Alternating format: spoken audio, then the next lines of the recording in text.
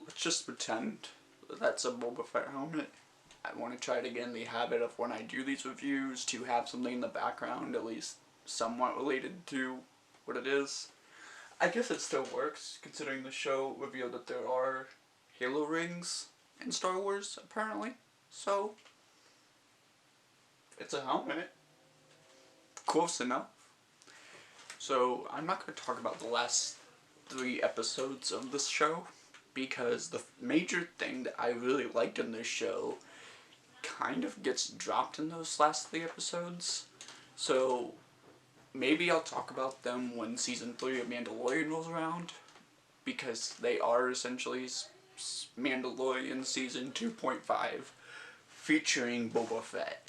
So, maybe that's when I'll talk about them, because the main thing that I just really liked about this show was that it made Boba Fett an actual character.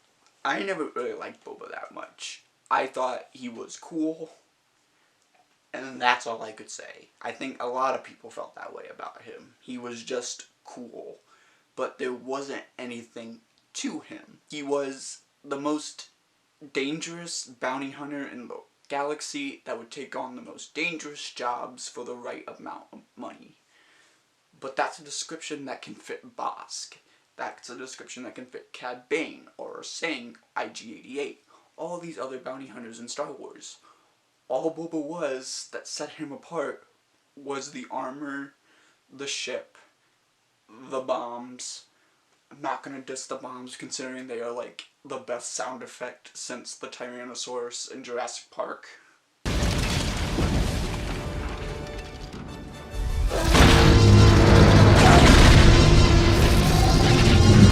This show, I think, really helps pick up where Boba left off in the Clone Wars TV series. 'Cause, you know, if you've seen the show, Boba does show up as a kid. And he starts like this kind of story arc where it's like, he's trying to live up to his father's legacy. Literally every character that talks to Boba in Clone Wars, that new Jango, talks to him about how honorable his father was and how, you know, he should try to do better. He's Jango's son. Oh, yes. Sorry about your father. He was a friend, and an honorable man. But when the only other context that we see Boba in has him hanging out with this thing, like, he just becomes a shell of, like, the character that he could have been. This show feels like that it is continuing where they started in the Clone Wars. By far, my favorite episode in this show was episode 2, where he's just hanging out with the Tuskens, and he's, like, relearning honor. He's relearning what it means to be a member of, like, a community. This show felt like a rebirth of Boba. I mean, I don't think they're very subtle about that, because the show literally opens with him being born out of a vagina monster.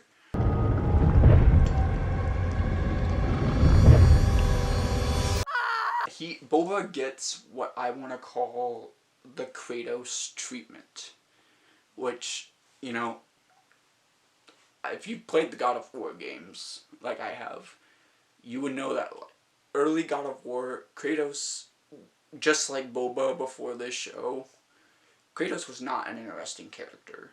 Just like Boba, all he was the tattoos, he was the swords, he was the goatee. That was Kratos. His most defining character trait is that he is a big, angry man.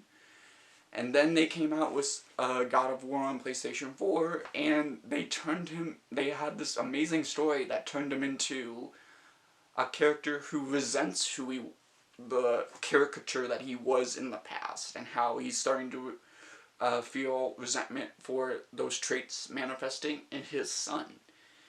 It was great. And that's what I really felt they were trying to do in Boba Fett, in Book of Boba Fett, with making him not a caricature anymore, but a character. It's nothing new for Star Wars to do this. Like, Darth Maul literally went from being silent space Satan to being one of the most in-depth and interesting characters in arguably all of Star Wars. I do think that this show kind of, it fell into the same, what I've been seeing a lot with Disney Plus's TV shows. Disney Plus's pattern seems to be, the first episode of a show is enough to hook you in. It'll get you interested, and it'll be like, ooh, what else is this show going to do?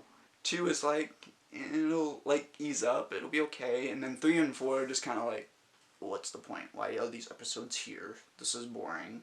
But I'm still going to keep watching, for some reason. And then the last few episodes are just, they're either going to leave you thinking, oh my gosh, this is the best show ever, that I'm like, this is masterpiece television right here. Or it's just going to leave you thinking that the show is okay. And Boba is just kind of the latter. His show is fine. It's really unfortunate to see Boba fall into that, because people didn't really give this show the time of day until Mando showed up. And I think that is a problem in and of itself. And again, I will probably talk about those episodes later down the line. But it was just disappointing to see this show that was doing such a great job at developing this guy who wasn't really a guy. He was a caricature. And just to kind of fall off of that and not continue just for the sake of being like, hey, remember this character? You remember how much you love that character? Yeah, well, this is his show now. And not Boba. As much as this show, I feel, fell off the deep end, I do still want there to be a season 2. But season 2, I want it to be an actual Boba Fett show. You know, let him run his own thing. At the end of the day, I really don't know where to put this show. Because it's not bad. It's not.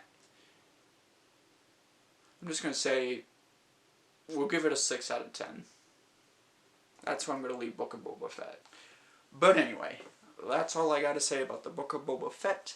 Please feel free to go down in the comments and let me know your guys' thoughts on the show. And where you guys think it could have done better. And where you think it could have honestly been a lot worse. That's all I got. I will see you guys next time. And stay awesome.